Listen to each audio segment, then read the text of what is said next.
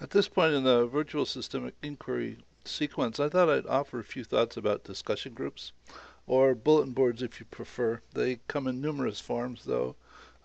For all the forms, they're pretty much the same. One might consider using a bulletin board or discussion group to overcome the shortcomings of the two different types of processes discussed previously in terms of doing shotgun distribution and asking for comments, or for um, doing the gerbil trail around the circle and having everyone add comments to something until it finally gets back around to the beginning, so that one might consider posting to a bulletin board discussion group and having people post their comments to the discussion group itself, and in that way all of the participants could build on each other's comments as opposed to not having a view of them until maybe the next iteration of the document or so.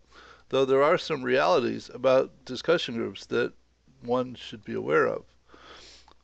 Because everyone has a view of all of the posts, thoughts lead to posts, thoughts lead to thoughts lead to thoughts, and it has a tendency to take on a life of its own, though after a while people tend to get really overwhelmed or bored and just drift away because the discussion group itself, the thread gets to be too much. So while there are possibly some benefits to using a discussion group because it is in fact a a vehicle for everyone to view everyone else's thoughts, seldom, if ever, does a discussion group come to a consensus on anything. It may, in fact, be intertwined in linear, which can be an advantage if you want to use the discussion group to actually track the historical sequencing of thoughts. You, it can be very beneficial in that manner, though because of the way that I said over here, thoughts lead to thoughts lead to thoughts. Discussion groups have a very natural tendency to be divergent.